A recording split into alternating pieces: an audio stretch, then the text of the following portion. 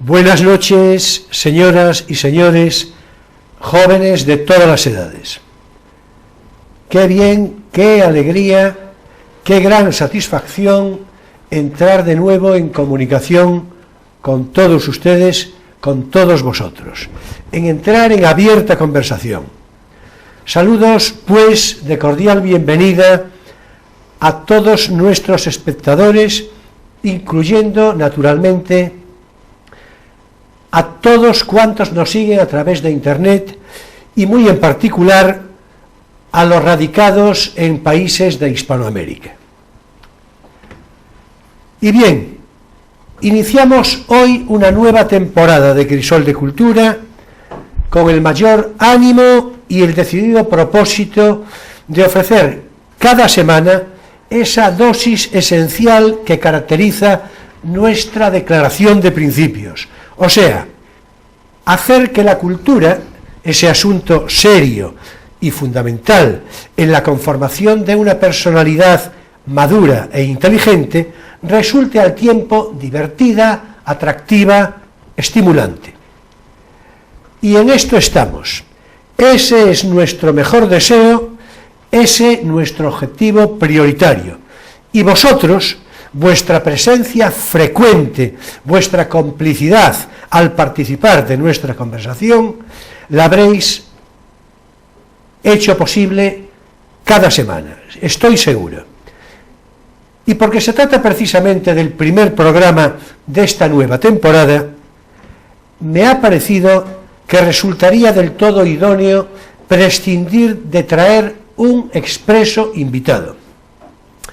Pensé que Emilio Saldaña y yo muy bien podríamos hablar entre nosotros y para vosotros, reflexionando acerca del programa desde sus inicios y a día de hoy, comentando al tiempo cómo prevemos su futuro inmediato. Y de igual modo podríamos transformarnos uno y otro en eventuales invitados, de tal manera que nos entrecruzáramos preguntas y respuestas en animada conversación. Se lo comenté a Emilio, le pareció bien y aquí estamos del todo dispuestos al envite. En fin, a ver qué tal sale. Bienvenido, Emilio. Gracias, gracias. A ver, tiempo de vacaciones, tiempo de reflexiones. Hombre, en las vacaciones lo que buscamos los trabajadores es desconectar. Entonces, como mi trabajo tiene que ver con, bueno, unas reflexiones sencillas y transmisibles a gente joven, pues en general prefiero unos veranos de poco pensamiento, de más de entretenimiento, de una literatura de evasión, más refrescante, porque los calores a mí me dejan así un poco por los suelos.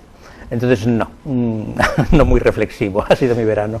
Bueno, las lecturas, digamos, superficiales suelen precisamente atribuirse al verano, ¿no? Sí, sí. Quiero decir, parece que hay una cierta claro. Correlación casi es esa necesaria, lasitud, ¿no? del calor, esas tardes sin nada que hacer y sin ganas ningunas de hacer nada, lo que invita realmente a ese tipo de literatura un poco, bueno, de género, por ejemplo. Así es. Sí.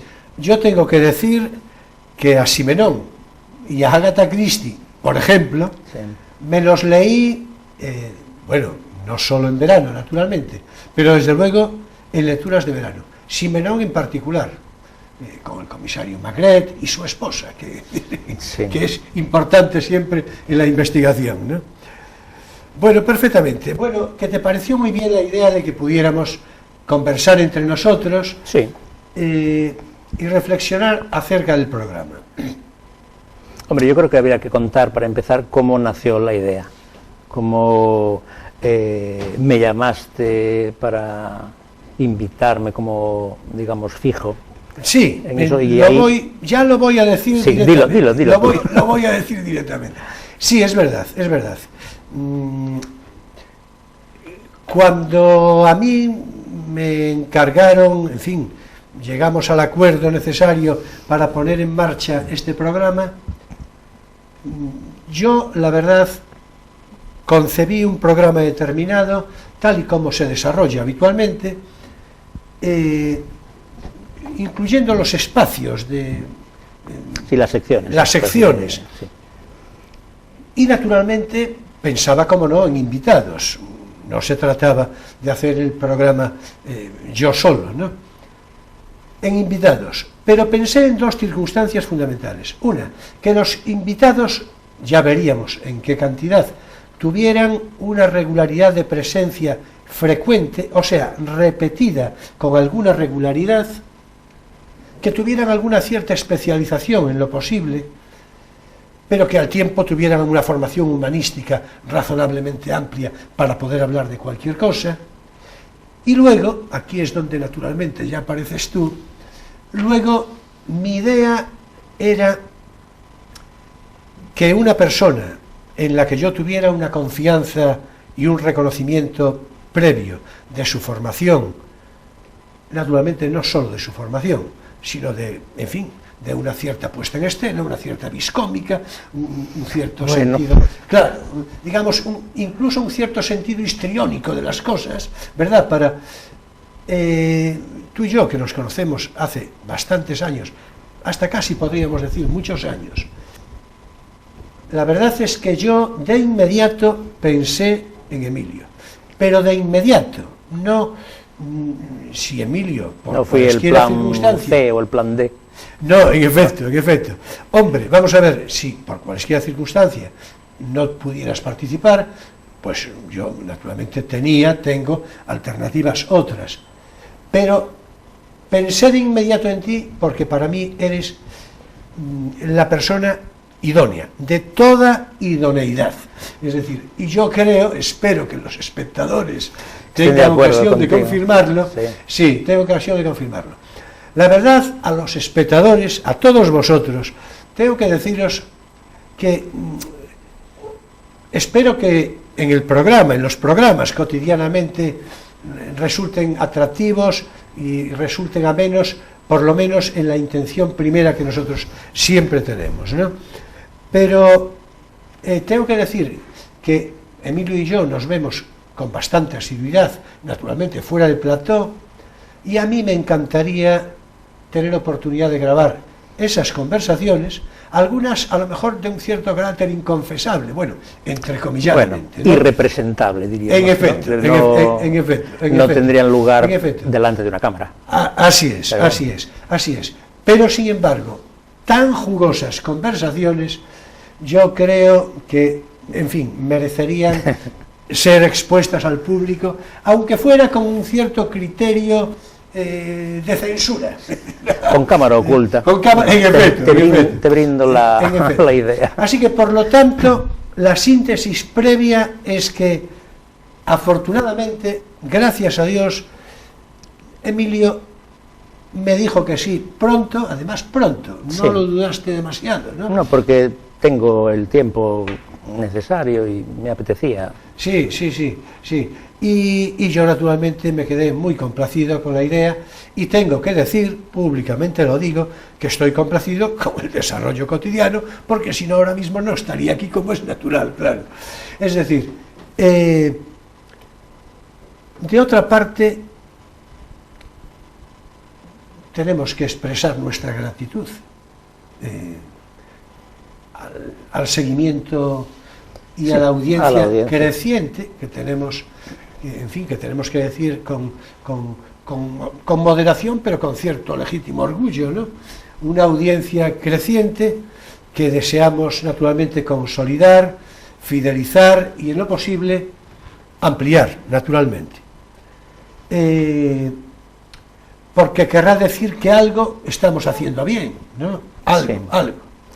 Hombre, por ejemplo, el planteamiento este de invitados recurrentes, aunque con variaciones, ya se ha manifestado en la primera etapa del programa. Ya hemos tenido a varios invitados varias veces y ya se ha visto que efectivamente eso puede funcionar a medio plazo, en vez de la alternativa que sería pues un invitado en la vida que venga aquí y nunca más vuelva.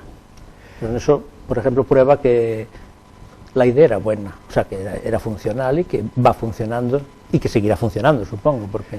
Sí, yo creo que es lo más idóneo, porque por una parte pues garantiza una cierta solvencia en el discurso, en fin, de acuerdo con cada protagonista, y al tiempo provoca, quiero pensar, en el espectador, vosotros diréis, pero yo creo que en el espectador también provoca una cierta complicidad.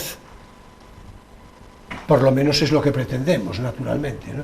Y yo creo que, tengo que decir, que de una manera seguramente testimonial, simbólica, pero en los comentarios que por conductos diversos me llegan a mí mismo, yo creo que acreditan del todo lo que estamos diciendo, ¿no? Lo que estamos diciendo. Así que de momento de lo que se trata en realidad sería de superarse, Sí.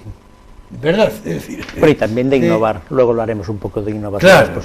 Claro. Pero no de quedarse en lo que va funcionando y en la comodidad de lo que está, sino un poquito más allá. Claro. Bien, los invitados, acabas de aludir tú hace un momento a ellos, es cierto, los invitados,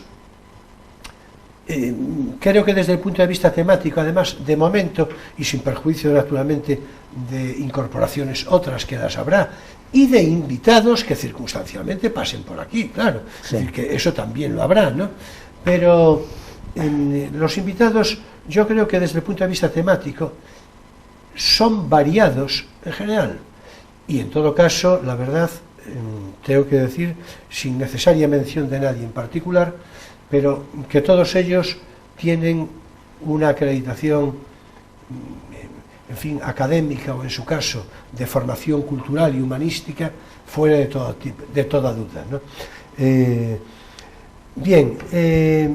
Por cierto, lo de los espacios de divulgación, de no tienes por qué saberlo, y poesía eres tú, pues también, en fin... Bueno, eso estuvieron pensados desde el principio. O sea, sí. Forma parte ya de la estructura del programa en su momento de constitución.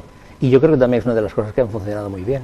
Sí, yo creo que sí. Yo también personalmente estoy muy satisfecho de eso. Curiosamente, tengo que decir, digo curiosamente por una cuestión estrictamente cronológica, fue algo que se me ocurrió con carácter inmediatísimo, tan pronto como, no sé, como llegué a ese acuerdo previo. Es decir, yo creo que salí de la conversación, iba calle adelante y a poco se me ocurrió, ¿no?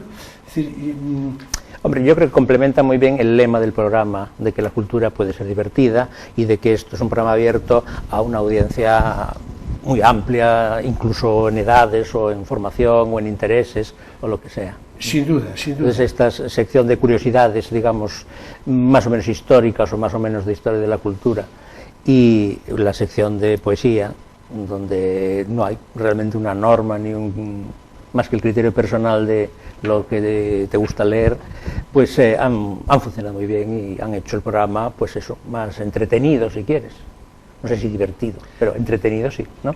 Sí, que es una forma de ser divertido, claro, ¿no? Claro. Es una forma de ser divertido. Por cierto, cabe decir, yo creo que es momento ya propicio para decirlo, que respecto a la sección precisamente de no tienes por qué saberlo, vamos a hacer un ajuste complementario a partir del próximo programa ya, en el que no diré que todas las semanas, pero por lo menos con bastante frecuencia vamos a incluir alusiones a la historia de España, al devenir de la historia de España en diferentes épocas y circunstancias. pero enfocado desde el formato de no tienes por qué saberlo, o sea, curiosidades históricas más que clases magistrales de historia. No, aquí clases magistrales ya sabes que no pretendemos, no pretendemos muchas, ¿no? Es decir, un poco lo Carlos Fisas, estaba pensando yo ahora. Sí, claro. Además, en esa línea que bien dices, el interés divulgativo, pero vamos a ver, yo estoy convencido, creo que tú y yo lo tenemos hablado alguna vez, para mí en historia la anécdota en cierto modo es la categoría, es decir, aquello que fundamenta una cierta curiosidad después va a tomar arraigo de una época, de un determinado periodo, de unos determinados personajes históricos, de unos sucesos. Detrás de la vida de Alcoba, bueno, se me ocurre decir esto, no sé por qué, pero sí. Detrás de la vida de Alcoba... Será por no tienes por qué saberlo, la nueva sección. O de las jornadas de caza, pues seguramente hay un anecdotario importante que después va a resultar relevante en el acontecer histórico cotidiano, ¿no? Y que muchas veces esas anécdotas tienen un significado, es decir, son representativas, claro, o sintetizan un perfil o una situación, una circunstancia. Eso es lo que hay detrás del atractivo, digamos, narrativo de la propia anécdota, Sin ¿no? duda. Vamos a ver, podemos... Se me ocurre ahora, seguramente no es el ejemplo más a propósito, ¿no? Pero estoy pensando en el alcalde de Zalamea, Pedro Crespo, todo esto, ¿no? Es decir, cómo Felipe II va allí in situ a conocer a Pedro Crespo y a enterarse y a decirle, bueno, tú quedas aquí de alcalde perpetuo, ¿verdad? Bueno, pues eso en cierto modo no deja de ser... Bueno, es algo más que una anécdota, pero en todo caso, en cierto modo, una anécdota, sobre todo para el rey imperial, ¿no? Para el imperator, ¿no? Es decir, en cierto modo es una anécdota que habla, por cierto, de los modos y maneras de la monarquía de la época, y en concreto de Felipe II, y cómo, pues bueno, se acerca y resuelve, en cierto modo, aquel contencioso de ese modo.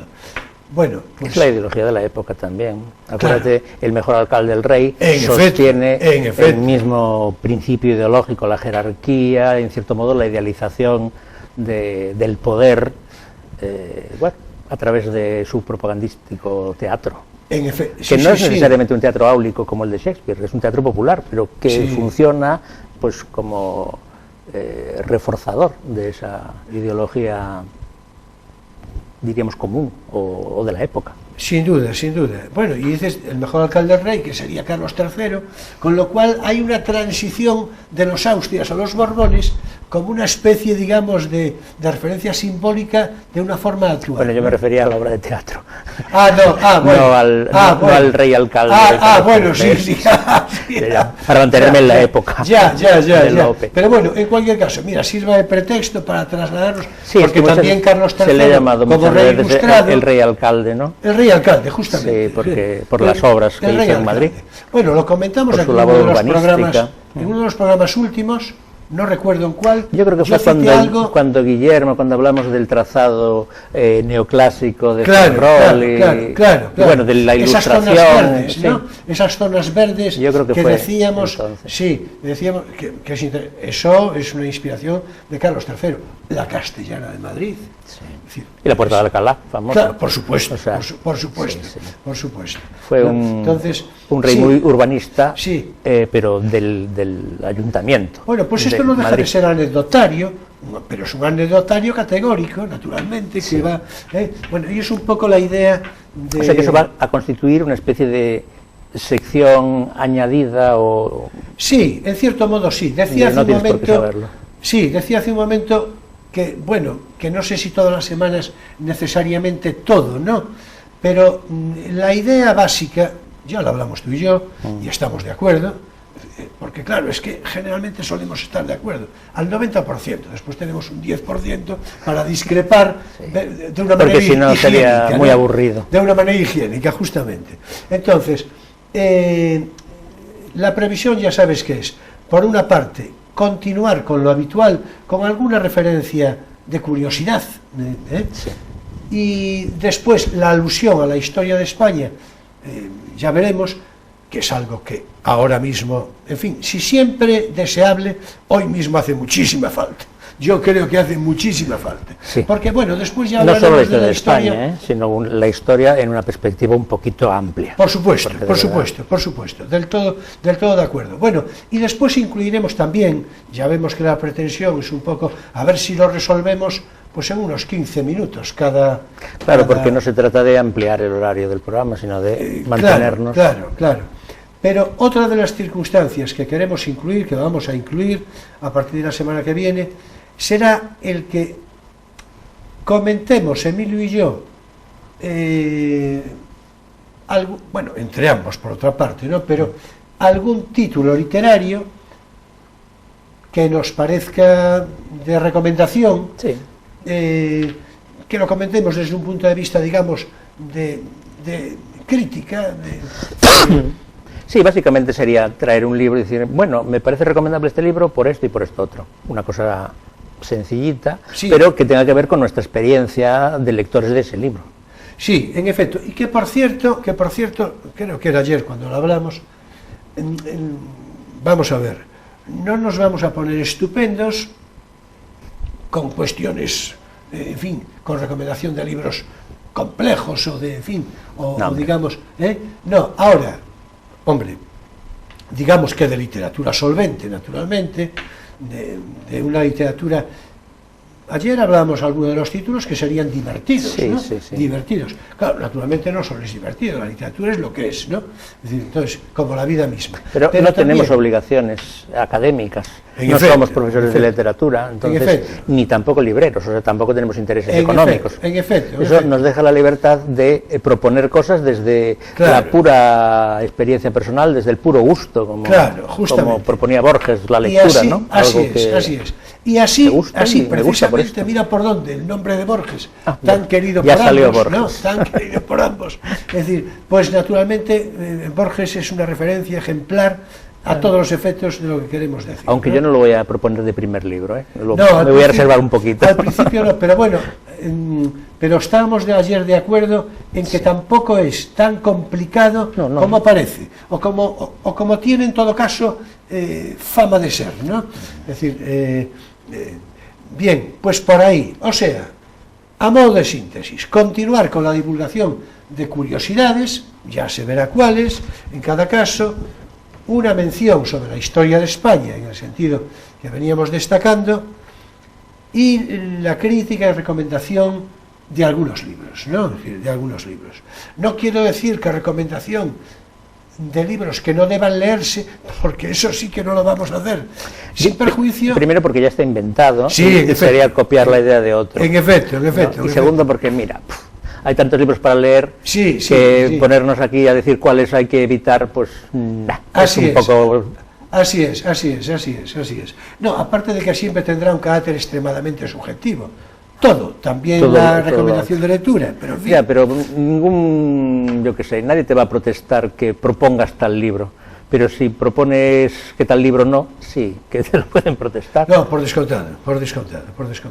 Bueno, ustedes nos hacen el caso Que ¿cómo quieran, diría yo? el caso que quieran. El caso que quieran. Yo creo que deben de hacernos algo de caso, en fin, sin extremarlo en exceso, ¿no? Es decir, sin extremarlo en Bueno, exceso. yo les propondría que prueben hacernos caso.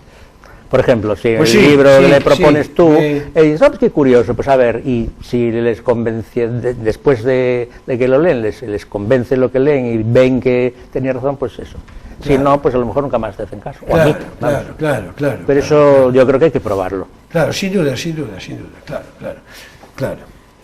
Bueno, muy bien, pues de momento tenemos esa propuesta de... Sí, esas son las novedades, ¿no? Sí, bueno, en realidad tenemos potencialmente una novedad, bueno, Ay, la digo otra, potencial, la otra. potencialmente tenemos una posibilidad potencial de novedad que ahora de momento no vamos a desvelar porque es una cosa todavía por elaborar, Bueno. un poco compleja, Sí.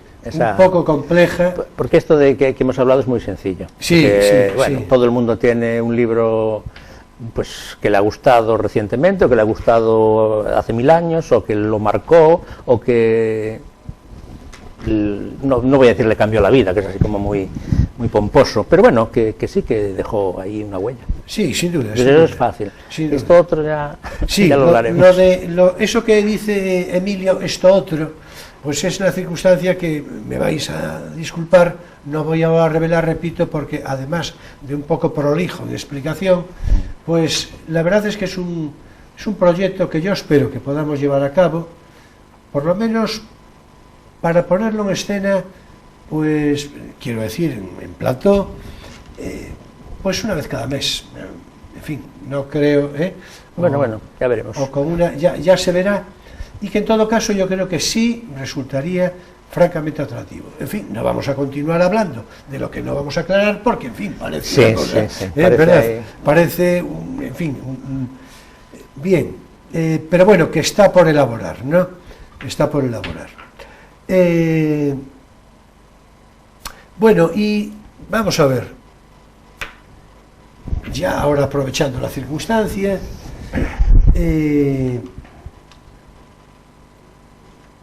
tú te encuentras a gusto haciendo el programa. Sí. Es que es importante que nos lo digas. Decir, sí, ¿verdad? Hombre, yo no sé hasta qué punto se nota o no, porque claro, pero es una televisión muy cómoda, la televisión de Ferrol, para estar aquí y hablar. Yo creo que eso es una de las claves de que haya salido bien el programa, que los invitados se encuentran muy a gusto, que esto no impone nada, e incluso los que vienen con miedo, los que han venido con miedo, enseguida se les pasa. Entonces yo me sentí bien desde el principio, y yo creo que la mayor parte de la gente que ha venido se sintieron bien, si no desde el principio de estar aquí, enseguida. Y creo que eso yo supongo que se notará en la cámara. Sí, yo creo que también... Bueno, tú eres muy analítico, tú ves más el programa y las ves más veces y todo eso, así que sí, puedes decirlo con más conocimiento de causa. Sí, yo agradezco muy de veras que hayas hecho ese comentario, porque es pertinente y yo creo que además esos ejemplos, naturalmente sin dar nombres, no, pero bueno, pero cualquiera puede verlos en YouTube. Sí, sí, sí. Y ahí están las personas detrás de los nombres. En efecto, esos ejemplos, es verdad. Algunos de los invitados eran personas ya con tablas en espacios de televisión, y entonces por lo tanto, pero otros que no, también estuvieron cómodos. Otros que no, y que al principio se mostraban algo reticentes, en fin, que tenían alguna, además confesamente. Sí, nosotros sabemos porque lo dijeron. En efecto, confesamente. Después. Sí, sí. Después lo que acabaron por decir fue que se encontraban muy a gusto, que están deseando volver, etcétera. Con lo cual, sí, yo creo que es una circunstancia muy de tener en cuenta, ¿no? Muy de tener en cuenta. Bueno, pues, si te parece, voy a introducir esto de no tienes por qué saberlo, sí, porque ya es tiempo de eso. Claro. Hoy empieza una serie nueva. ¿Cuánto calculas que llevará? ¿Cuántos programas de esto, de hoy, que hoy empieza? Disculpa, ahora no me digas. ¿Cuántos programas piensas que le vas a dedicar al tema de los lances? A lo que voy, sí, yo creo que entre esta semana voy a procurar... Lo digo porque el Beso duró varios programas, el Baño muchos más. Sí, no, a eso me refiero. No, este yo creo que se terminará probablemente la semana próxima. En atención a la circunstancia de la inclusión de la historia de España y de la crítica de libros y recomendación de lectura, yo creo que es aconsejable, en lo posible, abreviar más, digamos, los comentarios relacionados con curiosidades históricas, ¿no? Ahora, naturalmente, va a depender del asunto que se decida abordar, ¿no? Bien. ¿Y el asunto es?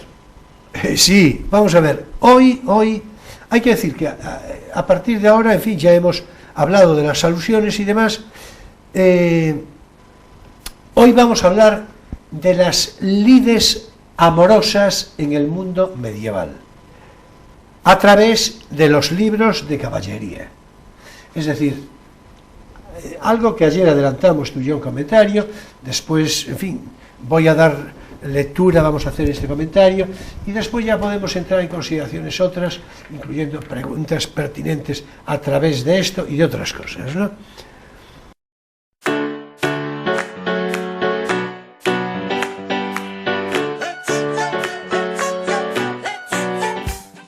Bueno, decía las lides amorosas a través de los libros de caballerías en el mundo medieval. Hay que decir que es el sentimiento erótico uno de los elementos generadores de los libros de caballerías.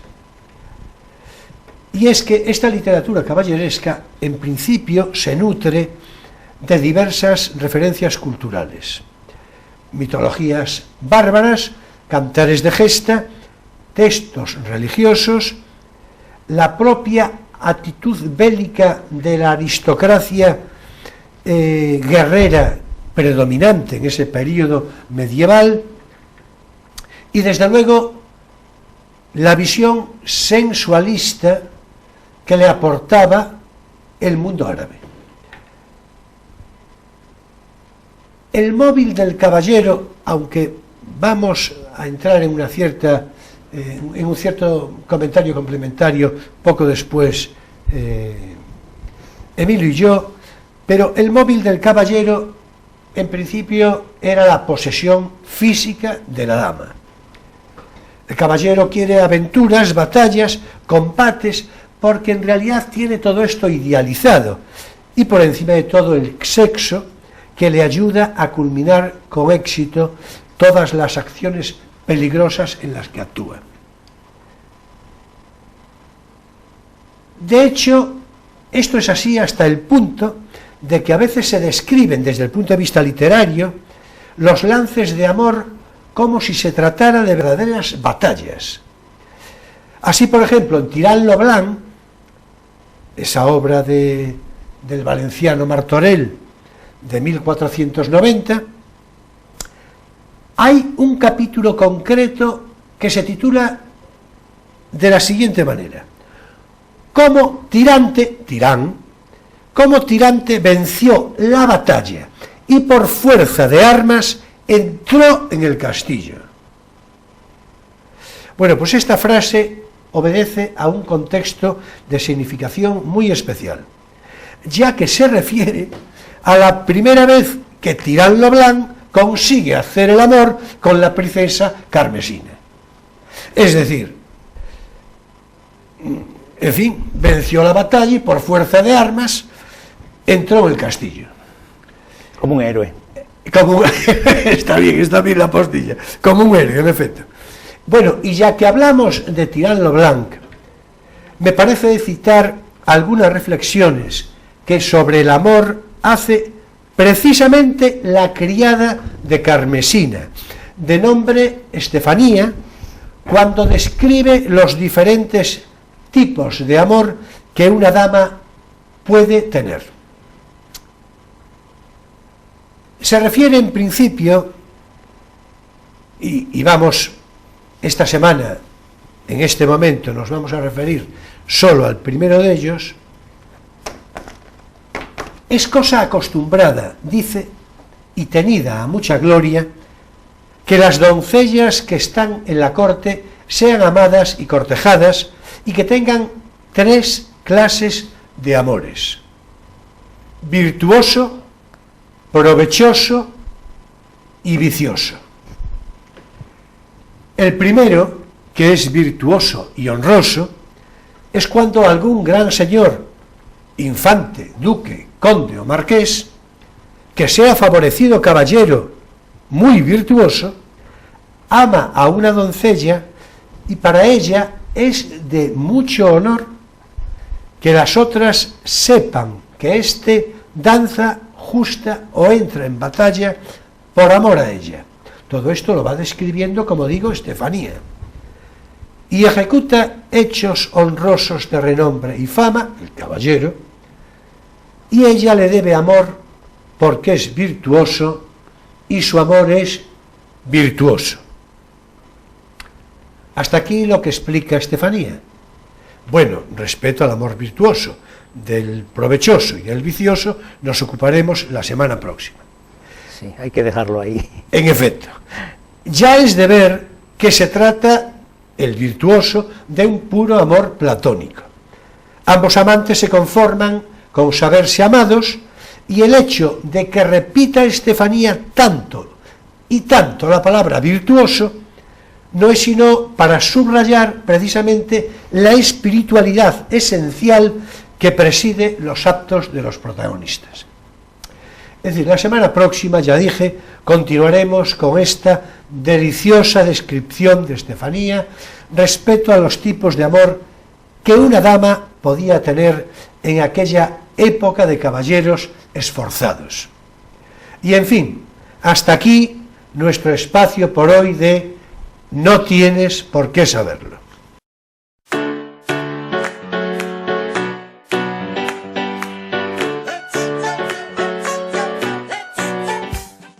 Bueno, yo creo que esto nos puede hacer entrar un poco en situación de comentario respecto a lo que ayer hablábamos como el amor cortés, ¿no? Sí, el amor cortés es uno de los ingredientes de estas teorías amorosas que son bastante posteriores de la literatura caballeresca. Y tiene puntos en común, pero también tiene puntos claramente diferenciados. El platonismo del amor cortés es un platonismo forzado. Claro. El fundamento del amor cortés es el deseo del caballero por una dama que es inaccesible porque normalmente es de clase superior y está casada. Claro. Con lo cual eso genera una tensión precisamente por la imposibilidad de la consumación física, que es la calidad del amor cortés y que mide la calidad del amor del caballero. Disculpa. Es un caso. Pasándonos siglos desde el medieval, podríamos decir, porque lo citamos todavía no hace mucho, en cierto modo Antonio Machado y Guiomar, bueno, pues muy bien podrían ser un amor sí, semejante, ¿no? Pues no sé. Bueno, con los matices necesarios, sí, claro. En fin, toda esa tensión se sublima freudianamente en las batallas que el caballero, claro, de un modo sustitutivo de la consumación carnal, mantiene por honor a su dama, que después todavía, muchos siglos después, se representarán en literatura, ¿no? Todas las fazañas de Don Quijote por su dama Dulcinea son una parodia de las derivaciones tardomedievales de esta idea, que en el fondo es la idea del amor cortés. Claro. Eso que, claro. Y acuérdate que hay un montón de versiones medievales, como Tristán y Isolda, o como algunas versiones de la Materia de Bretaña, donde se subraya específicamente que lo más carnal de esa consumación era lo que saben llamar el beso francés, ¿no? Es decir, un beso de tornillo o con lengua, pero que lo otro estaba extremadamente prohibido. Cuando Tristán y Isolda yacen con una espada en el medio, esa imagen de una potencia metafórica enorme está explicitando toda esta teoría que subyace, evidentemente no como teoría, pero que está por debajo de todas estas formas, ¿no? Sí, el simbolismo. Claro. Y cuando se traspasa esa línea roja, cuando se da la consumación y la unión carnal, entonces sobreviene la tragedia. En el caso de Tristán y Isolda, la muerte de amor, que también representará musicalmente Wagner, o en el caso de Ginebra y Lanzarote, la ruina del reino de Arturo. Así es. Evidentemente, esto es una concepción muy alejada de la nuestra, de lo que es el amor, que deriva más o menos del amor romántico, muy alejada de las concepciones del amor virtuoso, que son, diríamos, burguesas o protoburguesas, y también algo, pero no tanto, alejado de las teorías de estos tipos de amor de las novelas de caballería que derivan de los Lais de María de Francia, de las cortes de amor de Leonor de Aquitania, de Guillermo IX y todo eso. Es un tema muy interesante el amor cortés. Sí, por supuesto. Marçal tiene un libro centrado, en la figura, la pareja de Lanzarote y Ginebra, que se llama La pareja infernal. Marçal es un escritor francés que ha De hecho, no solo ha escrito libros acerca del amor cortés, de la materia de Bretaña y todas estas cosas, sino que también ha novelado él todo el ciclo bretón. Tiene una novelización en, no sé, en 5 o en 6 novelas de toda la historia de Merlín, Camelot y todo lo demás, ¿eh? O sea, que es un tipo que tiene esa doble condición de narrador, novelista y al mismo tiempo estudioso y erudito. Y bueno, lo tiene así muy mirado. Es que las derivaciones del amor cortés que citabas, las derivaciones son múltiples y variadas también a lo largo del tiempo, ¿no? Creo que decíamos ayer que nos llega hasta el siglo XIX, es decir, sí. Hasta que se impone una concepción bastante diferente, que es la concepción romántica. Claro, justamente. Pero hasta entonces todavía colea de maneras muy diferentes y tal. Y bueno, y yo creo que debemos, me parece pertinente y deseable, hacer una mención que ayer comentamos y que ahora mismo estoy recordando. Claro, cuando hablabas del prototipo de Don Quijote, sí, ¿no? Que es más conocido, digamos, que quizá Denis de Guzmán o, sí, en efecto, o estudiosos como Marcal, como los franceses. Pero me parece de interés, en fin, destacar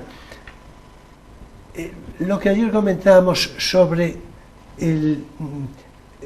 cómo Cervantes veía realmente, porque eso no deja de ser un comentario precisamente de intención literaria, de recreación literaria, ¿no? Es decir, ¿cómo lo veía? Yo estaba totalmente de acuerdo con lo que comentabas, ¿no?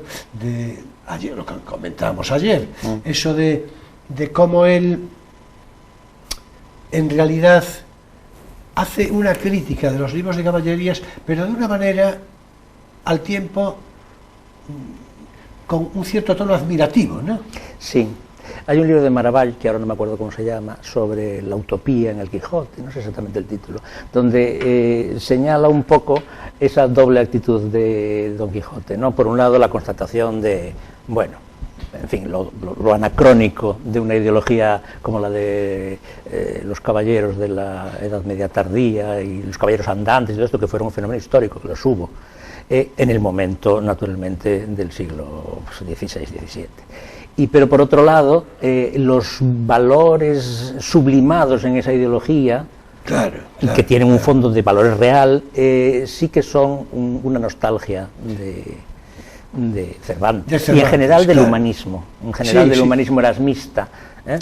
Porque claro, el honor, la defensa del débil frente a la violencia que puede representar pues, el dragón o el extorsionador de turno, los ladrones, lo que sea, la doncella, todo eso pues son perfectamente valores que ya en este momento son cristianos, aunque en su origen fueran, digamos, mezcla de pagano y de cristiano, y son objeto efectivamente de una nostalgia en un mundo que se está burguesando, se está convirtiendo en el mundo donde lo importante es el dinero, como cantará inmediatamente, bueno, y como ya había cantado antes de manera crítica el arcipreste de Hita, bueno, la transición al mundo moderno de una manera y Quevedo ya, claro, y ese es un mundo poco idealista y que deja poco espacio a esos valores como pues la acción desinteresada pura por el amor de una dama o por la defensa de...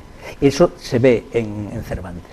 Claro. Hay muchos episodios donde efectivamente, cuando él suelta a los galeotes, que luego por cierto lo apedrean y tal, ahí se ve un poquito la nostalgia por esa especie de piedad cristiana, incluso ¿cómo diríamos?, antilegal o medio fuera de la ley, porque evidentemente es un acto delictivo lo que realiza Don Quijote al liberarlos, ¿no? Porque va contra la justicia del rey. Pero hay ese elemento doble. Por un lado, eso se muestra como una cosa admirable, pero por otro lado, eso es el acto de un loco que va a redundar en unas consecuencias como son las pedradas de los desagradecidos galeotes cuando él les pide que vayan ahí a cantar esa hazaña, esa liberación como una ofrenda a la dama. Bueno, es que en realidad, y como siempre en Cervantes, y en particular en el Quijote, hay una especie de propuesta y contrapropuesta, ¿no? Es decir, en el hecho de los galeotes que citas es en efecto muy significativo. por una parte, lo que describes de esa actitud generosa y, ¿verdad? Es que eso lo hubo de verdad. Y como, claro, justamente. Lo que pasa es que ya se ve como una cosa, digamos, fuera de este mundo, como una cosa de locos ya en este siglo. Vamos, sí, en su siglo, sí, no te sí, cuento sí. ya en el nuestro. Claro, justamente. Pero ¿cómo digo la otra parte? La parte que, es decir, cuando los apedrean, claro, ese es precisamente el corolario moral de Cervantes al explicar, ¿no? Ellos eran prácticos. Si claro, me liberas, pues me parece muy bien, pero si me liberas para forzarme a que haga una peregrinación allí por una cosa tan absurda como ir a cantar las glorias de Dama o a entregarme porque tú quedes como el mejor caballero del mundo, ahí no, ahí ya te cae la pedrada directamente. Y el Quijote, pues no, él no es práctico, él es un loco, literalmente. Sí, cierto. Y claro, Cervantes es el padre de las criaturas ambas, y por tanto comparte el pragmatismo y la sensatez tanto de la justicia en su necesidad como del delincuente que sufre no siempre la justicia, sino a veces también la injusticia. Eso hace que Cervantes una vez se ponga del lado, digamos, de la ley y otras del lado de los delincuentes. Claro, eso es lo que yo quería significar. Y por otra parte, la propuesta y la también tiene, ¿no?, un pie en el alma de Don Quijote y en el idealismo ese trastornado y en esa nostalgia que hablamos antes de los valores que son lo salvable debajo de las utopías degeneradas y, en fin, grotescas de la literatura de caballerías. Con esos nombrecitos, como Palmerín de Inglaterra y todas estas cosas que a nosotros más bien nos dan la risa, ¿no?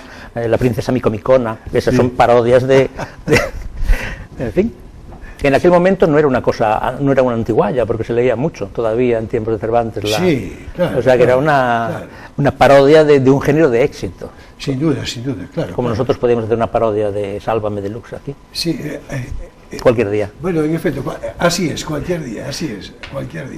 Bueno, quedamos un poco casi comprometidos, en efecto. No sé, yo todavía espero que me llame Jorge Javier. Todo se andará. Pero si tarda, me voy a inclinar por la parodia.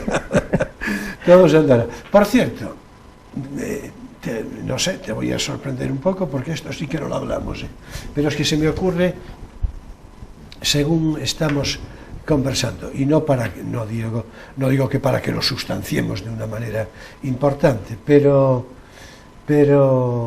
hombre, ya que hablamos de Cervantes y considerando que las posibilidades de acometer esto en otro programa, como no sea de una manera decididamente directa, pues son escasas, ¿no? En esta conversación de hoy sí podríamos, ya que surge, repito, me refiero a que podíamos establecer algún comentario y conocer yo tu opinión, no recuerdo que lo haya comentado contigo en otras oportunidades, sobre el supuesto carácter gallego de Cervantes.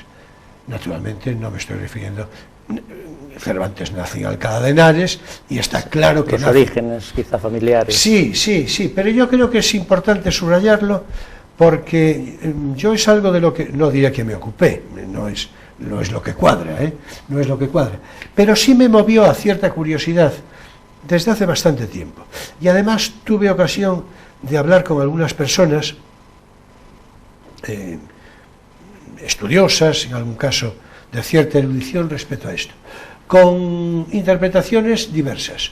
Unos se acogían bastante a la idea de que Cervantes tuviera ascendentes gallegos inequívocos, y otro, estoy pensando en uno en particular, no diré su nombre, en fin, pero estoy pensando en uno en particular, un crítico de suma importancia en el ámbito literario, y además con obra literaria él también, y para mi sorpresa, este hombre, que viene a veranear a Villarrube, es decir, con frecuencia. Sí, bueno, lo digo como curiosidad, tiene ahí una casa, viene a ver a Villarrube, y para mi sorpresa, este hombre, yo creí que me diría, por lo menos que no lo descartaría. Este hombre lo descartó. ¿Cuál es tu opinión respecto a eso? O yo te doy la mía, en fin. Sí, yo no tengo una opinión. Yo me imagino, pero más que nada llevado pues del hecho de que los apellidos Saavedra y todo esto pues son... Yo creo que los apellidos... Me da que pensar que sí, pero sí. Yo qué sé. Los apellidos, yo creo que los apellidos son inequívocos, porque además son los dos. Sí, Cervantes también. Los dos, Cervantes y Saavedra, inequívocos.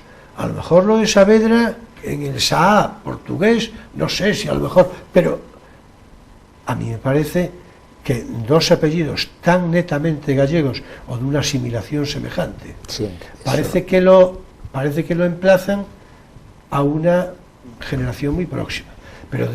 Pero después, a continuación... ¿Cuáles son los argumentos del señor este que descartaba la ascendencia gallega? Bueno, son argumentos de erudición investigadora. Es decir, él en este aspecto es muy... Pero si te retrotraes en la línea genealógica de Cervantes, ¿hasta qué generación se puede llegar con seguridad? ¿Por padres, abuelos, bisabuelos? ¿Hasta dónde? Porque si solo llegas a padres o abuelos, pues realmente no prueba nada. No, más allá no. Yo creo que tienen que estar... es que eso se perdió por... Vamos a ver. Por una parte, la consistencia argumental tiene que ser otra, ya me doy cuenta, pero no se trata de hablar de esto para dirimirlo, ¿no?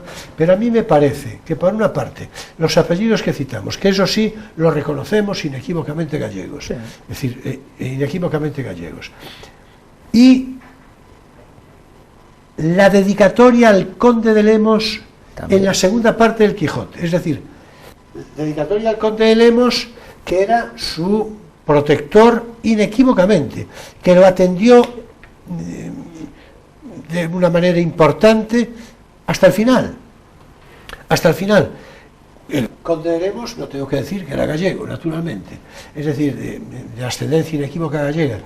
E incluso, ahora no recuerdo con mucha precisión, pero creo que el hijo, es decir, ya el que hereda el condado de Lemos, bueno, vamos a ver, el que su protector, al que llama así, es decir, y repito, en la segunda parte del Quijote es inequívoco, no hay más que leerlo, ¿no? El comentario que hace. Y luego, por otra parte, hombre, yo creo que el propio corpus narrativo del Quijote tiene un carácter de ironía y de referencia, podríamos decir, humorística, para entendernos, ¿no? Que yo creo que tiene que ver bastante más con el carácter de lo gallego que de lo castellano. Yo creo que sí. A ver, ¿cuál es tu parecer? ¿Cómo lo ves? Hombre, siempre se nos ha asignado a los gallegos un sentido del humor a la inglesa, no más irónico que el de otras partes de España. Y pues sí, él tiene cierta retranca, para decirlo así. Yo creo que sí. Tiene cierta retranca. Lo que pasa es que habría que situarse en aquel siglo para saber cómo eran los humores de aquel tiempo, porque los humores cambian, sí, cambian mucho. No, por supuesto, no, por eso dije que no lo íbamos a resolver. 100 años no te hacen pero bueno, y que en todo caso, no es tampoco una butada de algo que se nos haya ocurrido ahora sin más. Esto es un asunto comentado. Pero yo no tengo una opinión así formada, tengo la intuición esa, pero sí, ya te digo, sugerida por lo gallego de los apellidos, y bueno, por una cierta actitud un poquito descreída, en efecto, aunque sea nostálgica de unos ideales que, bueno, se supone que estuvieron vivos en algún momento en algún sitio, pero hay un cierto descreimiento por parte de Cervantes, y también quizá una cierta tolerancia, de la que se ha hablado mucho, y que en aquel tiempo era poco castellana. Cierto. Pero bueno, eso también puede ser la influencia del erasmismo o de algún, yo qué sé, parentesco con judíos. Se han hablado tantas cosas. Sí, bueno, por eso digo. Cervantes. No, era el simple planteamiento de decir, en fin, una vez que hablamos de Cervantes, sí. Hacer este comentario. Hay que avisar que no lo vamos a proponer como el primer libro que. No, por supuesto, ¿no? Por supuesto. Para eso ya están los Pero también hay que decir, ya por cerrar el comentario, también hay que decir que este comentario, buena parte de quienes nos puedan ver y escuchar hoy, seguro que lo saben, esto es un asunto que se planteó ya hace tiempo, muchos años atrás, y sobre lo que hubo artículos y comentarios y más o menos interesados, ¿no? Pero, y que a mí no me parece, desde luego... Que, por cierto, di como alternativa lo de pues un cierto criptojudaísmo ahí en los orígenes familiares de Cervantes, o unos orígenes gallegos como si fueran incompatibles, y no lo son en absoluto. De hecho, en absoluto, claro que no. Hubo muchos judíos que se refugiaron en Galicia porque el peso de la Inquisición aquí era menor y, bueno, no es nada incompatible que hubiera antecedentes judíos gallegos. Claro. Y desde luego, eso sí, el principio de la tolerancia, al que yo creo que se ve en el propio Quijote. Se ve mucho. Pero quizá provenga también de sus influencias erasmistas. Batallón tiene un libro enorme ahí sobre el erasmismo. Sí, no, bueno, en la influencia erasmista sin duda. Pero hay páginas en el Quijote inequívocas de este, bueno, y en Cervantes en sí mismo, en su propia vida, en fin, en su propia biografía. Por otra parte, en fin, hoy no tocaba Cervantes, pero no, en fin, no tocaba, mira, salió así. Bueno, vamos a ver, recuerdo que ayer comentábamos algo que, por aquello de que vamos a incorporar, como dijimos, el concepto de historia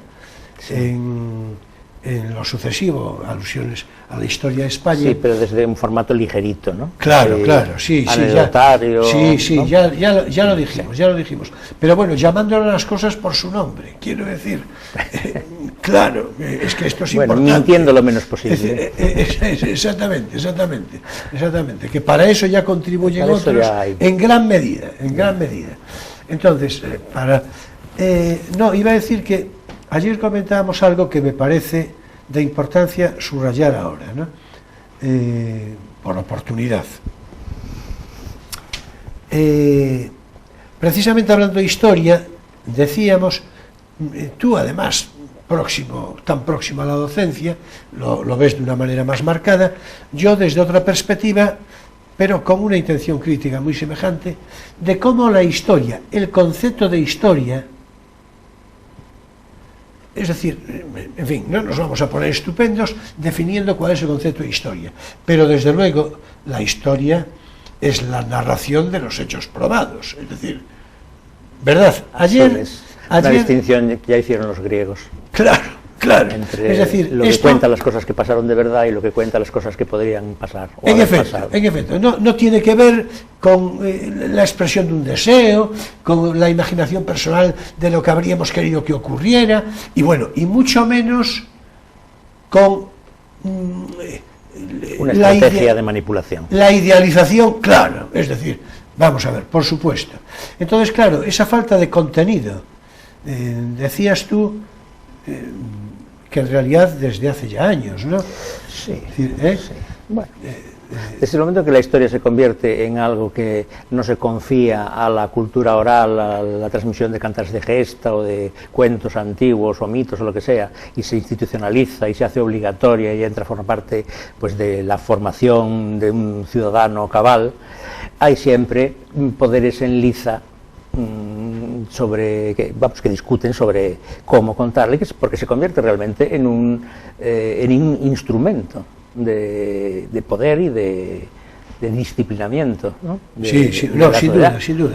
Entonces, claro, por otro lado, la historia se va desarrollando como ciencia, pues como ciencia, diríamos, estricta, o así nos parece, en el siglo después de la Ilustración, entre el XIX y el XX. Entonces ahí siempre hay un conflicto entre lo que dice la academia, que teóricamente debe ser desinteresado y objetivo, y lo que se quiere que se diga en los ámbitos que están bajo los poderes políticos, sean el Estado, el imperio o las autonomías.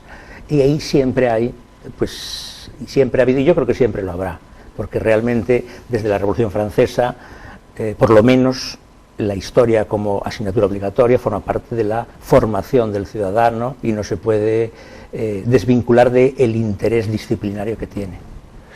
Claro. Bueno, y entonces ahí la objetividad pues entra en discusión. Pero vamos a ver, sí, en efecto, pero vamos a ver, si tomamos precisamente el ejemplo de la historia de España, que puede resultar a propósito, una cosa es la interpretación de la historia, la interpretación que uno pueda tener, la interpretación, digamos hasta científica, si cabe decirlo así, de qué sea España, y otra cosa es que de pronto, pues determinado rey o determinada época histórica, pues no se hayan producido de un modo determinado, o que en todo caso pues la conquista de América y su colonización pues acabe teniendo la perversión de la leyenda negra con todas sus consecuencias. Es que eso es una cosa delirante. Claro, es a lo que quería más o menos referirme, ¿no? Sí, claro. La objetividad bueno, y luego por otra parte, complicada. Claro, y luego por otra parte, bueno, hombre, vamos a ver, pero una objetividad, como te diría yo, razonable, interpretativa, tolerante, es decir, pero no mentir de una manera descarada, deformar los hechos. Si mientes, sales de la historia y vuelves al mito. En efecto. Que eran pues unas historias falsas, claro, agradables, interesantes, porque contribuían, pues yo que sé, a la conciencia, por ejemplo, de la unidad étnica de un pueblo, etcétera, y tenían una función, tenían un sentido, pero no eran objetivas, no eran científicas, eran... Entonces, claro, si retrocedes, pues vuelves a eso, ¿no? Bueno, y luego por otra parte... a las historias míticas, en vez de la historia... Claro, claro, y luego por otra parte, tú, decíamos ayer, tú en particular ponías un ejemplo que a mí, en fin, me movió a risa inmediatamente, pero que es muy cierto, la historia convertida en datos estadísticos, ¿no? Claro. Es decir, es que ahí la influencia de la economía es terrible, por ejemplo, ¿no? Porque enseguida aparece como el 1,7... Bueno, la economía... Hombre, eso fue influencia sobre todo del positivismo. Yo claro, por supuesto. ¿No? El positivismo hace que las ciencias humanas, pues para cientificarse, digamos, claro, si se puede decir semejante cosa, pues en fin, se matematicen en lo posible. Y eso significa estadísticas, eso significa datos cuantitativos, etcétera, etcétera. Claro. Pero no hay que perder de vista que la historia es sobre todo el relato de lo que pasó. Claro, eso quería significar, el relato. No, ahora, hay relatos delirantes, hay relatos probables, discutibles, hay relatos objetivos. ¿Dónde está la objetividad? Pues un poco en el consenso de la academia, para decirlo de una manera moderna. Claro. Si te sales de ese consenso y cuentas cualquier cosa, pues claro, puede ser un revisionista, puede ser en fin, un chiflado, literalmente, claro. Pero si eso se utiliza desde las redes o desde, en fin, desde posiciones políticas o lo que sea, pues tiene unos efectos, para empezar, casi siempre nocivos y desde luego falaces, porque lo que se estás mintiendo. Bueno, yo, no lo dirás tú, lo voy a decir yo, antes de... Es decir, yo creo que el ejemplo de Cataluña hoy, si no lo digo... Ya salió Cataluña.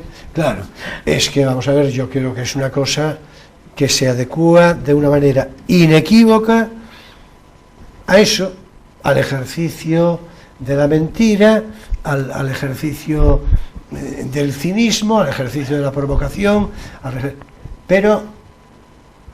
Hay que decir también que, naturalmente, todo esto posible, y este no es el debate de hoy, y mucho menos ya ahora, pero hay que decir que con una actitud permisiva, cuando no, digamos, culpable, de dejación de funciones por parte de los gobiernos en nombre del Estado. Es decir, en fin, pero esto ya sería otra cosa. Sí, ya ven que me pongo así un poco tal, o sea que...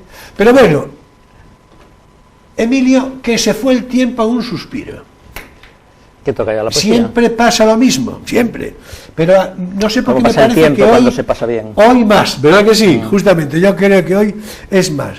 Pero, en fin, que es ya tiempo de poesía. De poesía eres tú.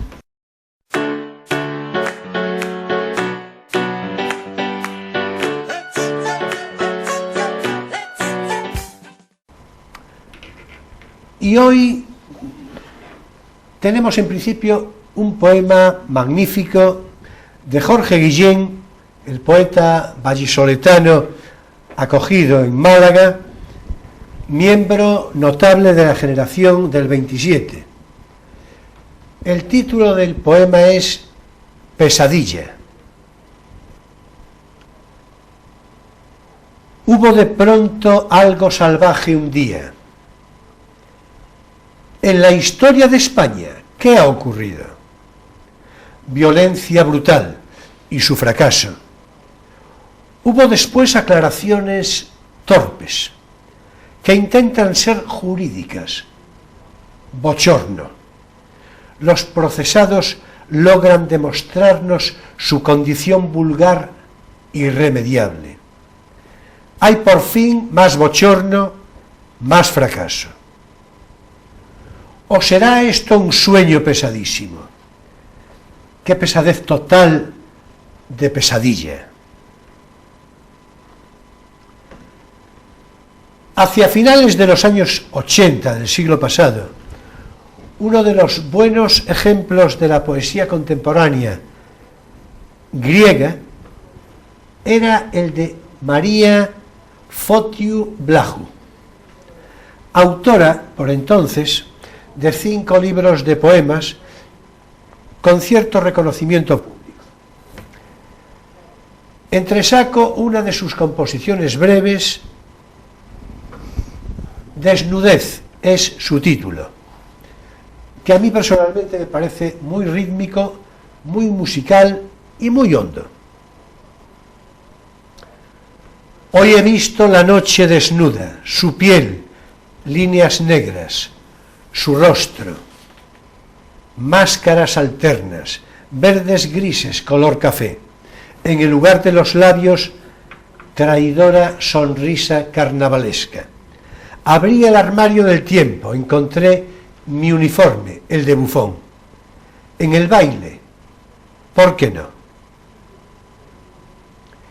Y ya por fin, para cierre, otra mujer, esta vez española, fallecida hace muy pocos años, por la que siempre tuve simpatía. Ana María Moix, con un poema dulce, íntimo, dedicado a Araceli de Ros, con el significativo título de En el 50 aniversario de una dama joven. Aseguras cumplir hoy los 50 y eres aún prodigio de hermosura. Qué fracaso el del tiempo y qué cordura te vio y de su poder te dejó exenta. Tu presencia azul, paz, nobleza, aventa, clásico y digno trazo es tu figura. Lo que en todo se apaga, en ti perdura. Amor, dardo de plata, te alimenta. Besas la flor del mal y no es herética. Jinete herida sangras, luz. Luz, calma. La voz en tu garganta es un mar fiel. Los surcos de tu frente, texto de ética que labró la belleza del alma en la débil textura de tu piel. Y hasta aquí por hoy nuestra selección de versos en Poesía eres tú. Y bien, queridos amigos, así llegamos a término también a nuestro Crisol de Cultura en este sábado, día 9 de septiembre, cuando el tiempo de verano empieza a colorearse con el brillo dorado del sol de otoño.